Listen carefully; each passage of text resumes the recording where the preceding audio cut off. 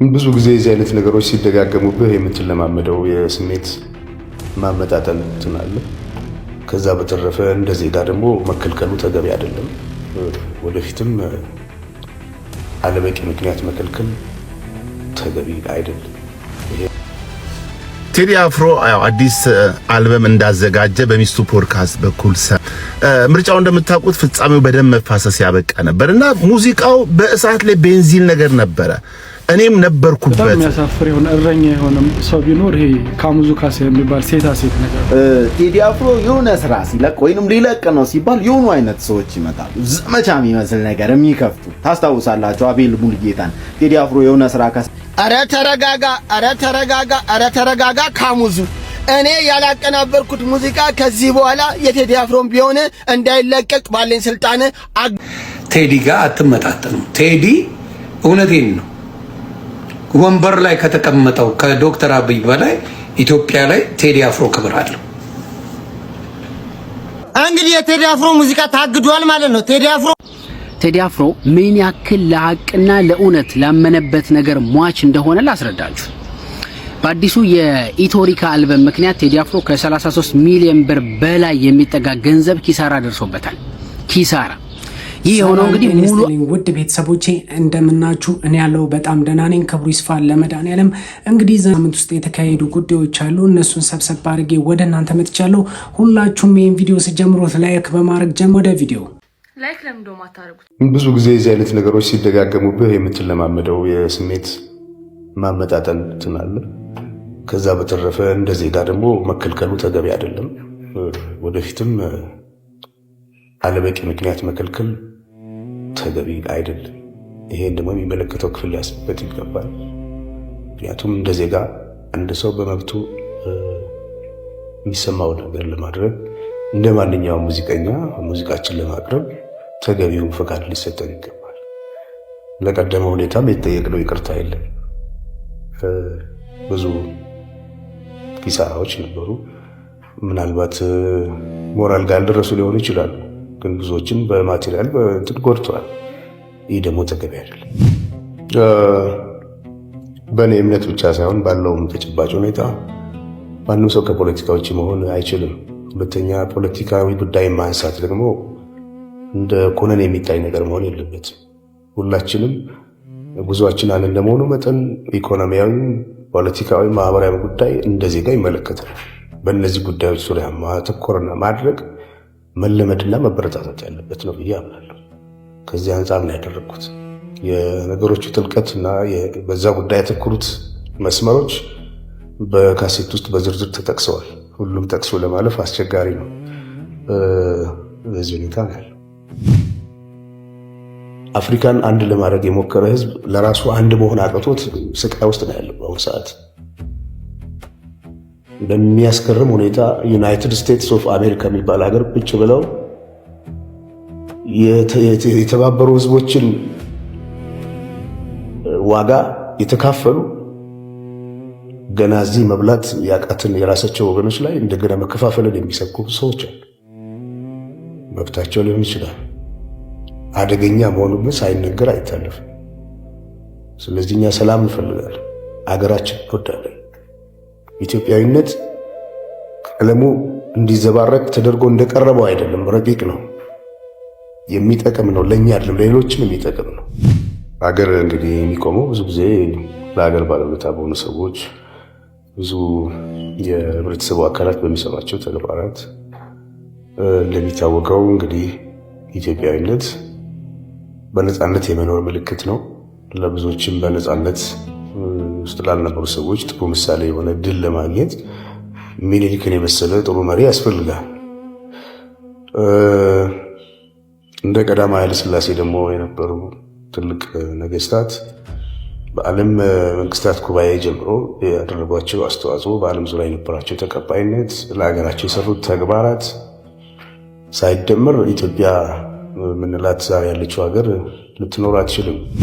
ይሄን ልጆች ሊመልሱት የሚችሉትን ጥያቄዎች በእድሜ በልጽገን እንኳን ለመግባባት የማንችልባቸውን ነጥቦች ላይ በማተኮር ነው የብዙ ወጣቶች ጉዞ እንዲደናቀፍ ይሆን። ይህ ደግሞ የታላላቆቻችንም ግፊያ ነበር። የቀደሙት አባቶቻችን ግን ከዚህ የላቀ ቅርጽ የነበራቸው ናቸው። ለዚህ ነው እነሱ ላይ ያተኮረ ስራ የምሰራው። ስለዚህ ሁሉም የራሱን አመለካከት መግለጽ ደግሞ የተፈጥሯዊ መብቱ ነው። በማንኛውም ሁኔታ ግን ሁሉንም ማስደሰት ባይቻል በተቻለ መጠን ሁሉንም የሚያግባባ ቅርጽ ይዞ ለመቅረብ ነው የሞከርኩት። ኢትዮጵያዊነትን ከአደጋ ማዳን ትልቁ መሰረት። ይህንንም አልበም እንድሰራ ወይም ደግሞ በዚህ አይነት ሀሳብ ላይ እንዲያጠነጥን ያደረገኝ ደግሞ ግፊት ከምንም በላይ አንድነታችን አስፈላጊ ነው። ብዙ ዓመት ተደክሞበታል ኢትዮጵያዊነት። አሁን ደግሞ እንደሚታወቀው በሀሳብ ከመደራጀት ይልቅ እንደ ዘሬ መደራጀት ላለፉት ሁኔታዎች የነበሩት አለ። ያ ደግሞ አዝማሚያው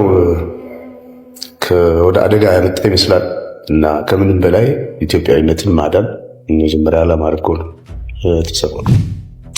ብዙ ጊዜ የምትሰራው ነገር ላይ መደሰት ነው ትልቁ ነጥብና ከዛ ደግሞ የሚመጣው ውጤት የተሳካ ሲሆን ያስደስታል። ነገር ግን ይህን ያህል ሁኔታ ይሆናል ብዬ እርግጥ አላሰብኩም።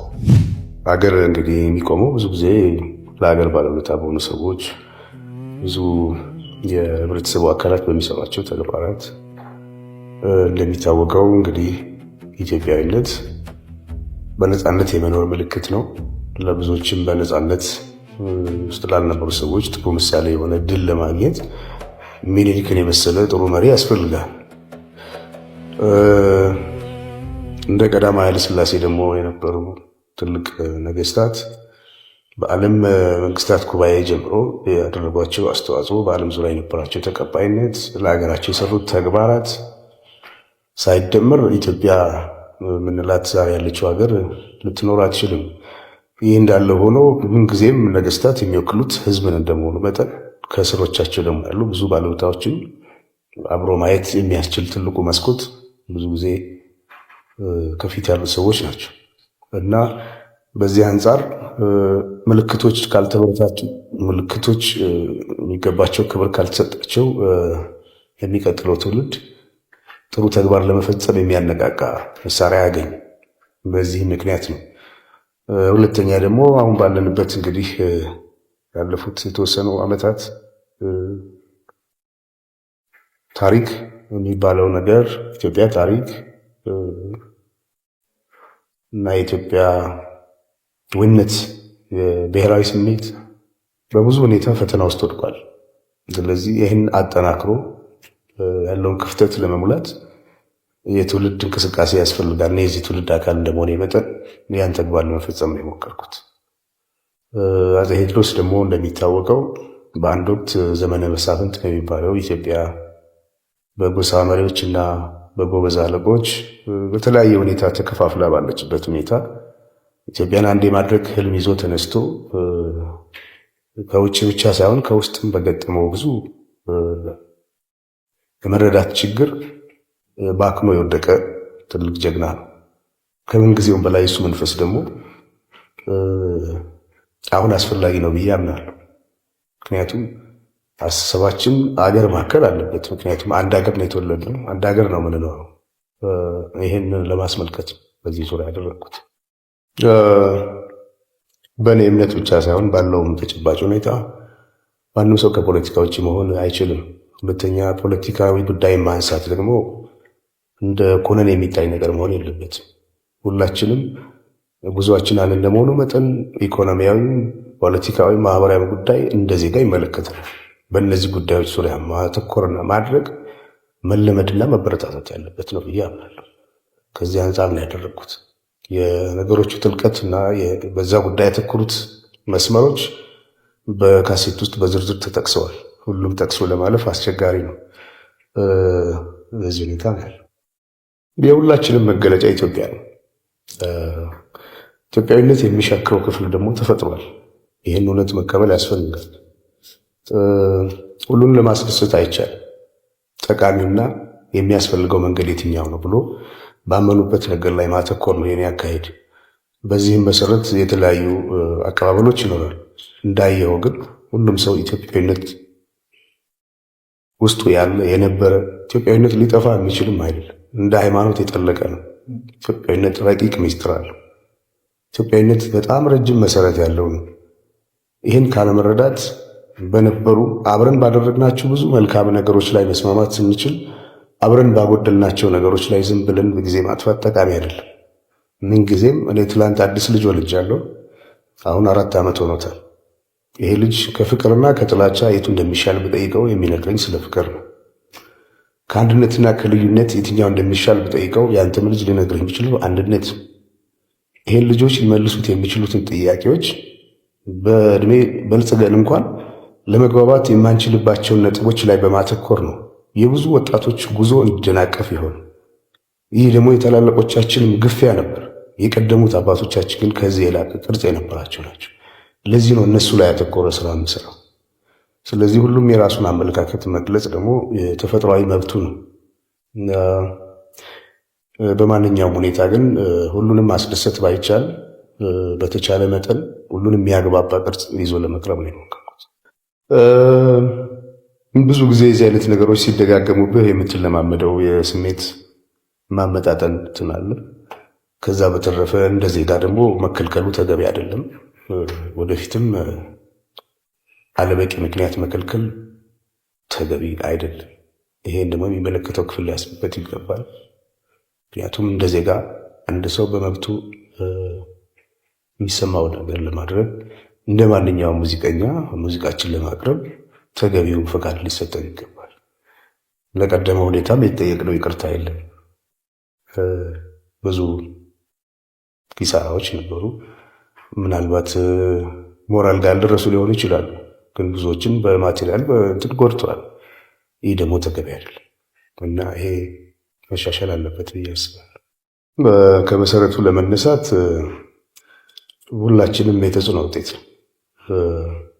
በሙዚቃ እንደነ ቦብ ማርሊ እንደ በሬጌው መስክ ባለው ሁኔታ እዚያ ሀገር ደግሞ ከነ ጥላሁን ከነ ማህሙድ ከነ አለማየሁ እሸቴ የተቀዳ ቅርጽ ነው ያለን ሁላችን።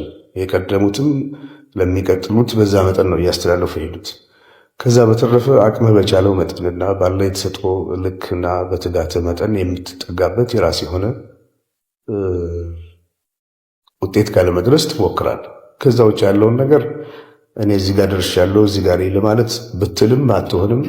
ስለሆንክም ይሄን በሰው ቢሆን ያምራል። እኔ ስለዛ ለመናገር ብዙ አይመችም። ማውቀውም ማድረገውም ብቻ ያደረኩ ነው ይሄ ነው።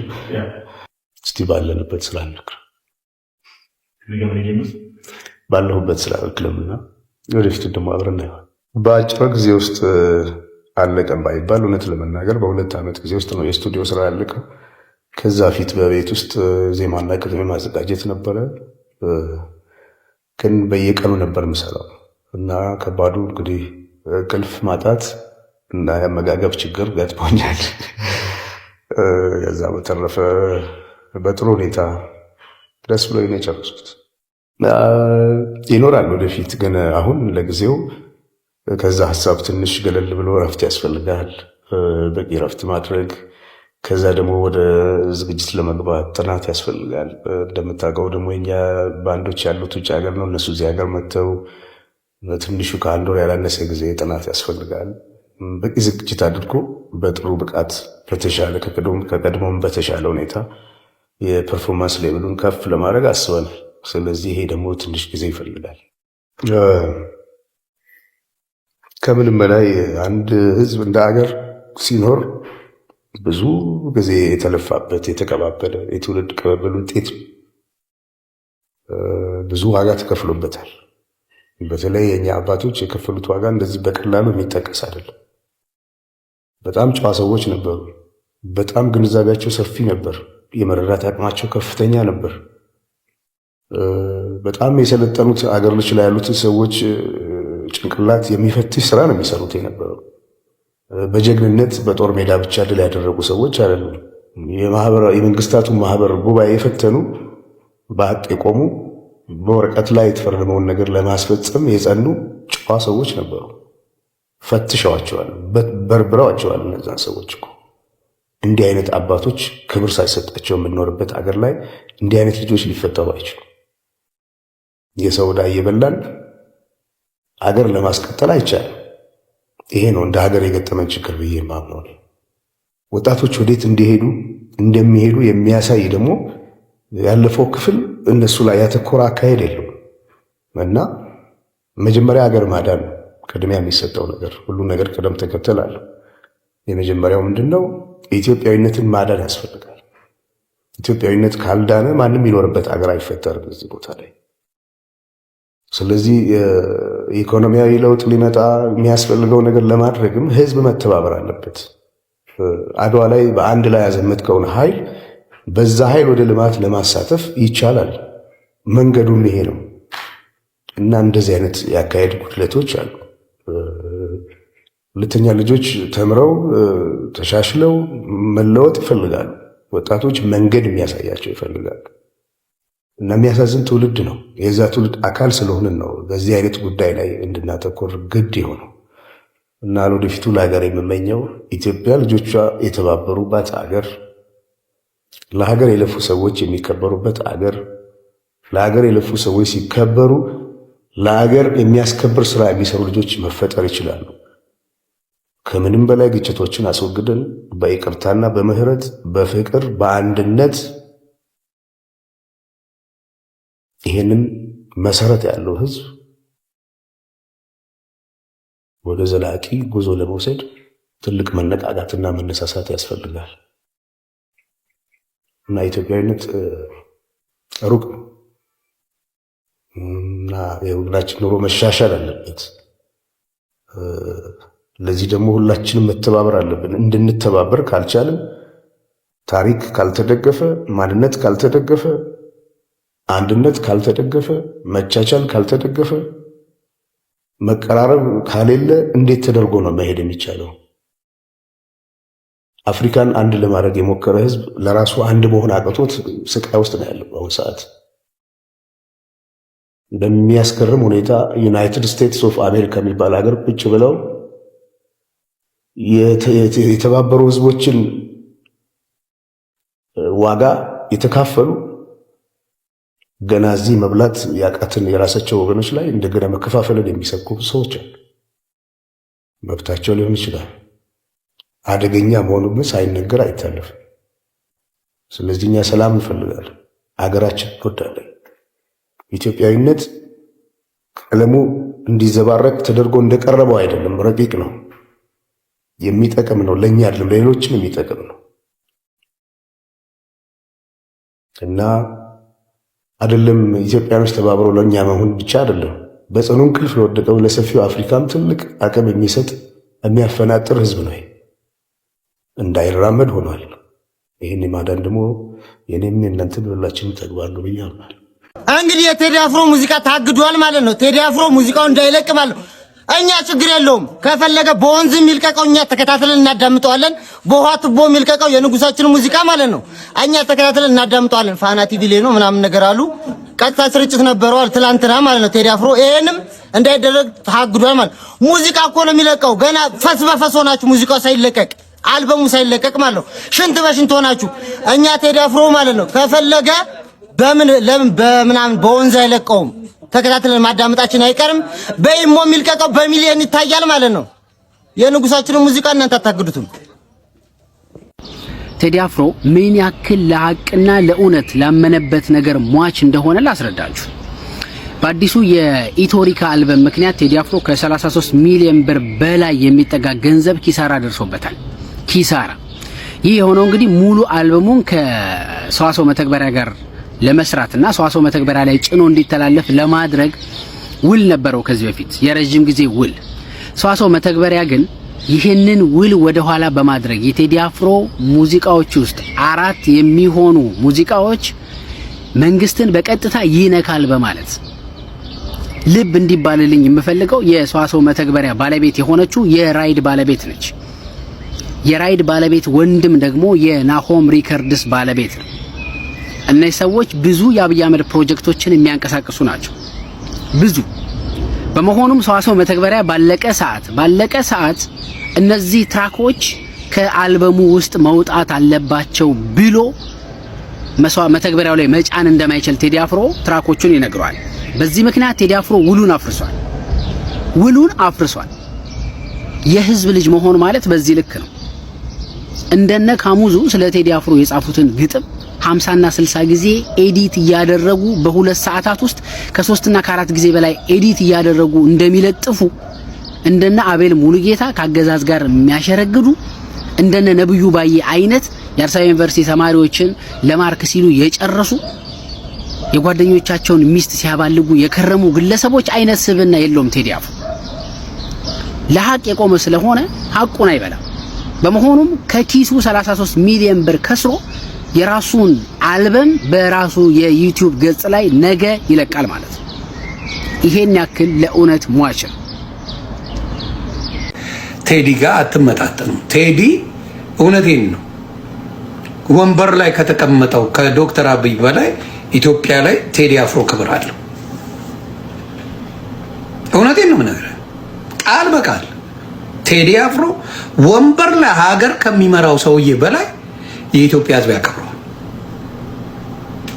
ይህ ነው ትልቅ ክብር ማለት ይሄ ነው። ከክብር በላይ ወንበር አይደለም።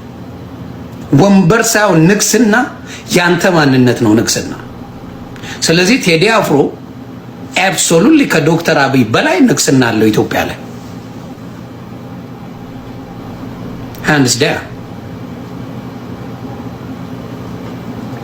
ስለዚህ መንግስት ቢያኮርፍ ምን ቢል ቴዲ አፍሮ በሚያወጣቸው ነገሮች ላይ ዛሬ አዲስ አይደለም። መጀመሪያ ላይ ራሱ ቴዲ ተናግሯል። ታስታውሱ እንደሆነ ብዙ ግርግር ተፈጥሮ ነበረ። ኢሳያስና አብይ ዱቅ ብለው ባሉበት ጊዜ አስታውሳለሁ። ቴዲ አፍሮን ሰው ነው የጠራው። ሰው ነው ቴዲ አፍሮ ይናገር ተብሎ ቴዲ አፍሮ በተናገረ ጊዜ አኩርፈዋል። በኃይለኛ ነው ያኮረፉት። እና ቴዲ አፍሮ ብዙ ጊዜ ኢትዮጵያ ላይ ኮንሰርት አያዘጋጅም። ካያችሁ ኮንሰርት የለውም። ቴዲ አፍሮ ኢትዮጵያ ላይ ኮንሰርት የለውም። ሀገሩ ነው። በጣም ትልቅ ክብር አለው። ትልቅ ነገር አለው። ሀገሩ ላይ እንኳን እንዳልኳችሁ ከህዝብ ጋር ስትሆን መንግስት ይጠላል። መንግስት የህዝብ እንዳልሆነ በዛ ታየዋል። መንግስት የህዝብ አይደለም። ከህዝብ ጋር ስለማይሰሩ መንግስት ከህዝብ ጋር እየሰሩ አይደለም። ቴዲ አፍሮ በሙዚቃው በአርቱ ብቻ ከህዝብ ጋር አንድ ላይ የሆነ ቦታ ተጎዳ ሲባል አውጥቶ ገንዘብ የሚሰጥ ወንድም ነው። ከህዝቡ ጋር የማይነጣጠል ሰው ነው ቴዲ አፍሮ። ስለዚህ ማንም ኢትዮጵያ ላይ ለንግስና ቢመጣ የቴዲ አፍሮ ንግስና ቦታን የሚወስደው የለም። አርቲስት ነው፣ ጥበበኛ ነው። በጥበብ በልጧቸዋል። በወንበርም ቴዲ አፍሮ በልጧቸዋል።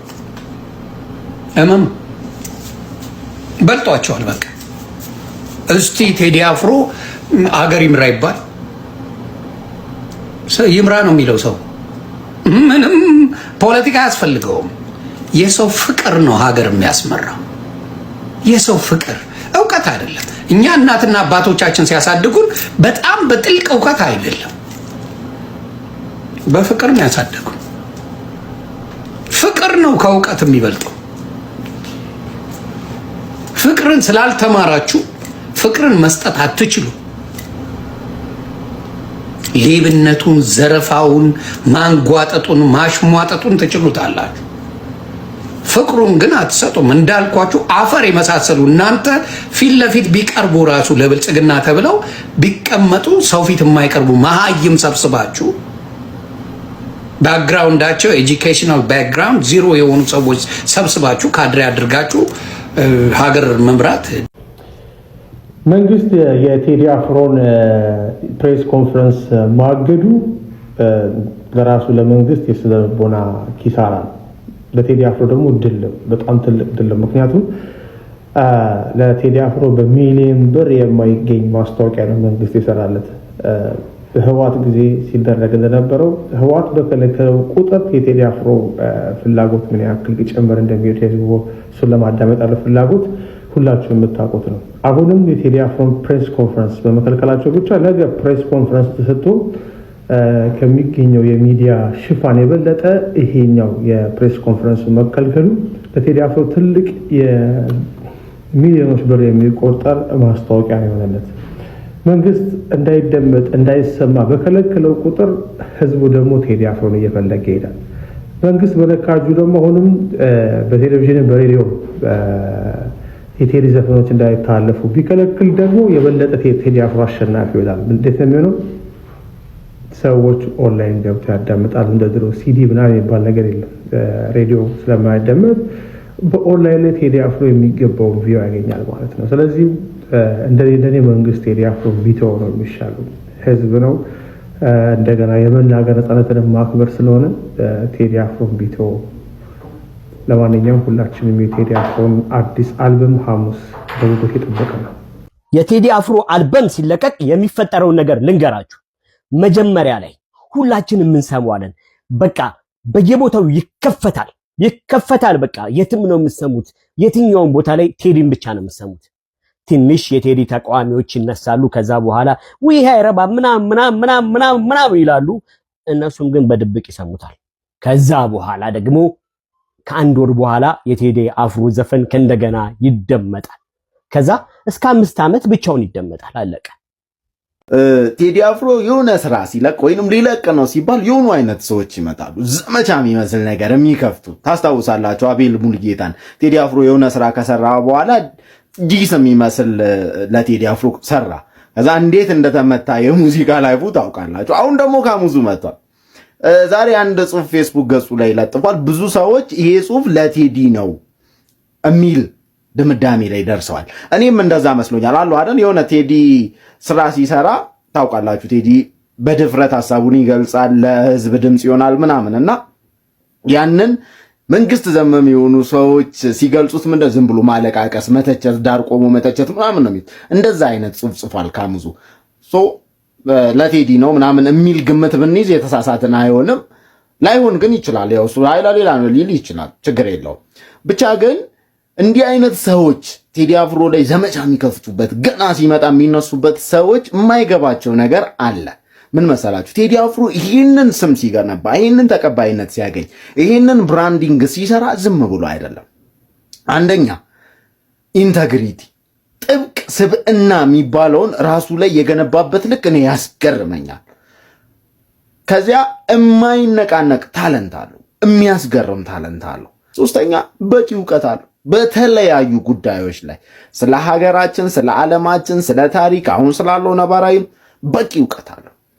እነዚህን በሚገባ ራሱ ላይ ስላበለጸገ ነው ቴዲ አፍሮ ህዝብ ዘንድ በዚህ ልክ ተቀባይነት ያገኘ። ይህንን ዝም ብለህ መናድ አይቻልም። ከዚህ በፊት ታስታውሳላችሁ አመት ተሾመ፣ ዲምቢ፣ ራሱ አቤል ሙሉጌታ፣ ጂመሳይ ምናምን ቴዲ አፍሮ ጋር አላስፈላጊ መላተም ተላትመው ራሳቸው ላይ ያመጡትንና እኔው ግን እኔ ቴዲን ስራ በጉጉት ተጠብቃለሁ። ቲዮሪካል ኧረ ተረጋጋ ካሙዙ።